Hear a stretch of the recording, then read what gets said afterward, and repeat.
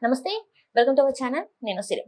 AP ముఖ్యమంత్రి చంద్రబాబు నాయుడు గారు ఇంకా డిప్యూటీ సీఎం పవన్ కళ్యాణ్ మీద జగన్మోహన్ రెడ్డి గారు మరొక స్కెచ్ ప్లాన్ చేస్తున్నట్టు మరి వార్తలు వస్తున్నాయి. గతంలో చూసినట్టయితే 2019లో అయితే ముద్రగడ గారిని ఉపయోగించి చంద్రబాబు నాయుడు గారి మీద అస్త్రం ప్రయోగించినట్టు ఇప్పుడు కూడా ఒక వ్యక్తిని దించుతున్నట్టు మరి వార్తలు వస్తున్నాయి. ఇందులో ఎంతవరకు వాస్తవం ఉంది ఏంటి అనేది మనకు వివరించడానికి మనతో పాటు ఉన్నారు ప్రముఖ సీనియర్ జర్నలిస్ట్ జగదేవ్ గారు. నమస్కారం సార్. నమస్తే.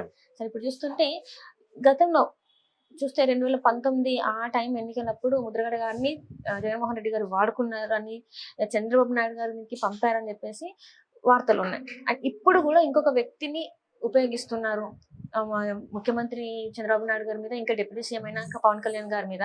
సో ఇది ఎంతవరకు వాస్తవం ఉందంటారు? మరి వాస్తవం ఉందా అని అంటే, ఇది ఎన్నికల ముందు వీళ్ళిద్దరు సయోధ్యమయ్యేది కూడా చాలా మంది వ్యంగ్యమైన ప్రశ్నలు వేశారు. తర్వాత లేఖలు రాశారు కొంతమంది.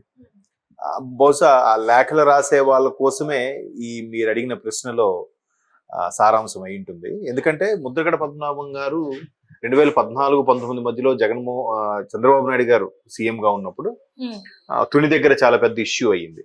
రైలు రోకో చేశారు, చాలా తగలబెట్టారు, వాళ్ళ మీద కేసులు ఇప్పటికీ నడుస్తున్నాయి.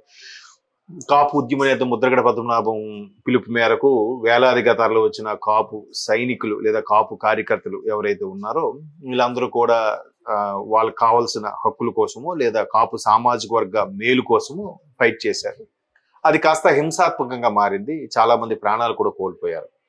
సో దాని మీద ఇప్పటికీ చర్చ నడుస్తుంది. బట్ చంద్రబాబు నాయుడు గారు అప్పుడే దానికి సంబంధించిన ఒక కార్పొరేషన్ పెడతాము, మీకు తగిన న్యాయం చేస్తాము, మీకే కాదు చాలా సామాజిక వర్గాలకు కూడా కార్పొరేషన్లు పెట్టి దానికి ఒక న్యాయం చేస్తాము అన్నట్టుగా చెప్పడం జరిగింది. తర్వాత ఎందుకో అది ఒక విధంగా చంద్రబాబు నాయుడు గారి మీద వ్యతిరేక ధోరణి పెరిగేలాగా వాడుకునే ప్రయత్నం చేశారు అప్పటికి జగన్మోహన్ రెడ్డి గారు అని వార్తల్లో కూడా మనం చూసాం. సో మొత్తం మీద 2019లో జరిగిన ఎన్నికల్లో జగన్మోహన్ రెడ్డి గారు భారీ మెజార్టీతో గెలిచారు. ఏదైతే చంద్రబాబు నాయుడు గారు ఏ పథకం పెట్టినా ఏం పెట్టినా తీసేసే వ్యక్తి. బట్ ఈ కార్పొరేషన్లకు సంబంధించింది ఏదైతే ఉందో అది మాత్రం ఆయన అలాగే కొనసాగించారు. మరి కాస్త మరికొన్ని కార్పొరేషన్లు పెంచి వాళ్ళ అభిమానులకి అన్యాయులకి ఒక బొగ్గ కారు, ఒక 2 లక్షల జీతము ఇచ్చి కార్పొరేషన్ వైజ్ గా వాళ్ళని చైర్మన్లు చేసి నడిపించారు. అయితే ఇలా ఉంటే చంద్రబాబు నాయుడు గారు అరెస్టుకు ముందు కూడా పవన్ కళ్యాణ్ గారు ఎన్ని అడ్డంకులు వచ్చినా, ఎన్ని హడ్డల్స్ వచ్చినా నేను ప్రభుత్వ వ్యతిరేక ఓటును చేల్చబోను అని చెప్పడం, మాట్లాడడం, దానికి తగ్గట్టుగానే ఆయన అదే మాట మీద నిలబడటం. ఇట్లా జరుగుతున్న ప్రాసెస్ లో ముద్రగడ లాంటి వాళ్ళు లేనిపోని పొడి మాట్లాడడం. తర్వాత ఒక ఆయన లేఖ రాశారు, చంద్రబాబు నాయుడు గారితో మేము టీడీపీతో జనసేన గాని కలిస్తే మాకు అసలు ఎన్ని సీట్లు ఇస్తారు, గెలిచిన తర్వాత మాకు ఇచ్చే పదవులేంటి అని ఒక పెద్ద ఆయన లేఖ రాశారు. ఆ పెద్ద ఆయన ఇంకెవరో కాదు, హరిరామ జోగయ్య గారు. సో ఈయన ప్రజారాజ్యం పార్టీలో ఉన్నప్పుడు కూడా ఇలాగే చాలా యాక్టివ్ గా ఉన్నారు. బట్ ప్రజారాజ్యం పార్టీ అప్పట్లో గవర్నమెంట్ ఫామ్ చేయలేకపోయింది. 18 సీట్లు గెలుచుకోగలిగింది 2009లో. సో అప్పుడు కూడా ఇలాగే ఒక కాపు నేత రాజకీయాల్లోకి వచ్చాడు, వాడికి భవిత ఇద్దాం, భవిష్యత్తును చూపిద్దాం, కాపు సామాజిక వర్గం అంతా కూడా అండగా ఉందాము అనుకున్న వ్యక్తులు మరి ఎక్కడ తప్పిదం జరిగిందో చిరంజీవి గారు ఆఖరికి పార్టీని విలీనం చేసేసి పెట్టిబేడ సర్దుకొని మళ్ళీ సినిమాల్లోకి వచ్చేసే పరిస్థితి కల్పించారో కల్పించబడిందో తెలియదు. సో ఇప్పుడు పవన్ కళ్యాణ్ కూడా మరలా ఒకప్పుడు వంగవీటి రాధా గారు కాపు సంబంధించి ఒక వెలిగిన వ్యక్తి. తర్వాత కొన్నేళ్ళకి చిరంజీవి గారు వచ్చారు, బట్ ఏం సరిగ్గా జరిగింది. మధ్యలో చాలా మంది కాపు నాయకులు ఉన్నారు, కానీ రాష్ట్రాన్ని శాసించే స్థాయికి కానీ రాష్ట్ర ముఖ్యమంత్రి స్థాయికి కానీ వెళ్ళిన వాళ్ళు చాలా అరుదు. సరే, ఇప్పుడు పవన్ కళ్యాణ్ లాంటి వ్యక్తి అయినా వచ్చారు, ఈయనైనా కాపాడుకుందామని చాలా మంది కాపు సామాజిక వర్గం నేతలు ఒక కొలిక్కొచ్చారు, ఒక ఆలోచనకు వచ్చారు. బట్ ఇప్పటికీ కొంతమంది పవన్ కళ్యాణ్ కాపు సామాజిక వర్గంతో అంతగా ఫామ్ చేయగలుగుతారా, గవర్నమెంట్ ఫామ్ చేయగలరా, పార్టీ నడిపించగలరా, ఇలాంటివి సందేహాలు వెళ్ళిపోవడం. సేమ్ సామాజిక వర్గం వాళ్ళే వెన్నుపోటు పొడిచేలాగా వేరే పార్టీలోకి చేరడం చాలా చూసాం. దానికి ఎగ్జాంపుల్ ముద్రగడ పద్మనాభం గారు అని కూడా చాలా మందికి తెలుసు. ఆయన కూడా పవన్ కళ్యాణ్ లాంటి వ్యక్తి గెలిస్తే నేను పేరు మార్చుకుంటాను, పద్మనాభ రెడ్డిగా మార్చుకుంటాను అని చాలా వ్యాఖ్యలు చేయడం, ఈయన మీద విమర్శలు చేయడము. ఆయన ముద్రగడ గారు అమ్మాయి అల్లుడు కూడా పవన్ కళ్యాణ్ గారిని కలిసి వాళ్ళ పార్టీలోకి చేరినా కూడా మీరు ఈ టైంలో ఇక్కడికి రావడం కరెక్ట్ కాదు, మీ తండ్రి గారు అటు ఉన్నారు, ఆయన పెద్దవాడు, ఆయన ఏం మాట్లాడినా పట్టించుకోకుండా అనడం. ఇట్లా ఇది అవుతుంటే ఇప్పుడు ఆయన అంశం ఎప్పుడైతే ఆయన ఓడిపోయాడో, ఘోరపరాభం అయిన తర్వాత రెడ్డిగా పేరు మార్చుకుంటారా అని చెప్పి ట్రోల్స్ అవ్వడం, నేను కూడా పేరు మార్చుకున్నా అని చెప్పి ఆయన ఏదో స్టేట్మెంట్ ఇవ్వడం, ఆయన తర్వాత మాజీ మంత్రి అంబటి గారు వెళ్ళి పరామర్శించడం, ఇవన్నీ చూసాం. అయితే ఇప్పుడు మరలా మరో కాపు సామాజిక నేత ఎవరున్నారు ఏంటి, ఎవరి ద్వారా పవన్ కళ్యాణ్కి సెగ తగిలేలాగా లేదా చంద్రబాబు నాయుడు గారికి వేడి పుట్టించేలాగా చేద్దామా అని ఆలోచిస్తే ఇంకా అంత పవర్ఫుల్ గా ఎవరున్నారంటే ఒక హరిరామ్ జోగే గారు కనిపిస్తున్నారు. మేబీ ఈయన గతంలో లేఖలు రాసిన అంశంలో కానీ, లేదంటే మరలా ఇప్పుడు ఆయన ఒకాలతో పుచ్చుకొని కాపు సామాజిక వర్గాన్ని నిజంగా రెండుగా విడగొట్టడానికా, లేదంటే వాళ్ళని మరికొద్దిగా ఉత్తేజపరిచేలా మాట్లాడడానికో ప్రయత్నిస్తున్నట్టుగా అనుకుంటున్నారు. ఎందుకు అలా ప్రయత్నిస్తున్నారంటే దాని వెనక జగన్మోహన్ రెడ్డి గారు ఉన్నారేమో అనే అనుమానాలు కూడా కలుగుతున్నాయి.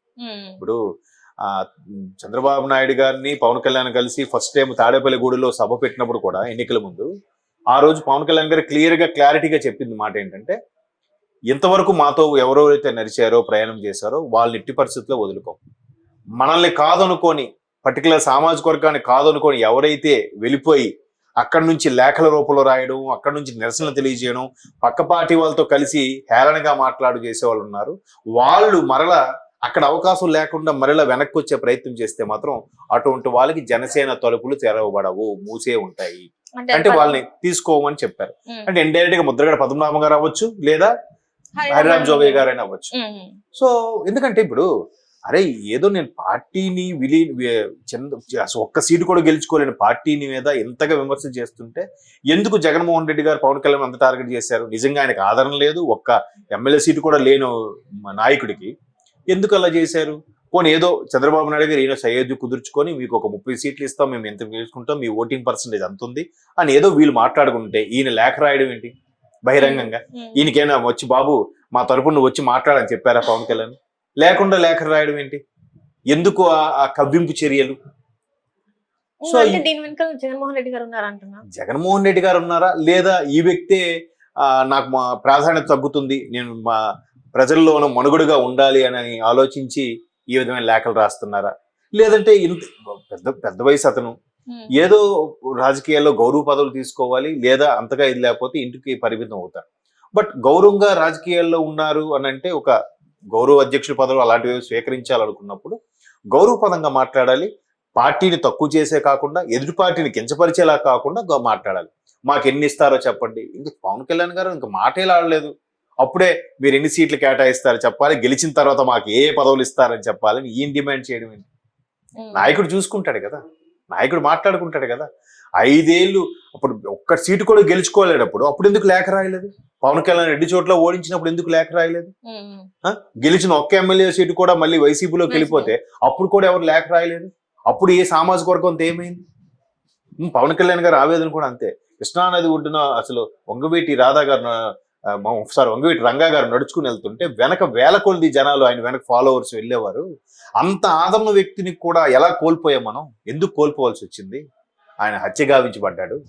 సో ఇప్పుడు మరలా ఒక వ్యక్తి ఏదో వచ్చాడు, వ్యక్తి వచ్చినప్పుడు ఆయనకి మనం సామాజిక వర్గం తరపున అయితే సపోర్ట్ చేద్దాం, లేదా సైలెంట్గా ఉందాం. అంతేగాని బద్నాం చేయడం, వెనక్కి లాగడం, లేఖలు రాయడం లాంటివి చేయకూడదు అనేది ఇప్పుడు మిగతా సామాజిక వర్గ నేతలందరూ కూడా కళ్ళు తెరుస్తున్నారు, ఎస్పెషల్లీ కాపు సామాజిక వర్గం. సో అందువల్ల పవన్ కళ్యాణ్ గారు బంపర్ మెజార్టీతో గెలిచారు. సో ఇప్పుడు ఈ లేఖలు ఇటువంటి వాళ్ళ మాటలు పట్టించుకున్న పరిస్థితుల్లో లేరు. బట్ వైసీపీ వాళ్ళు ఇటువంటి ప్రయత్నం చేస్తున్నారని వార్తలు వస్తున్నాయి. చూద్దాం, వాళ్ళ ప్రయత్నాలు చేస్తుంటారు, వీళ్ళు ఎంత స్ట్రాంగ్ అవుతారో మీరే చూస్తారు.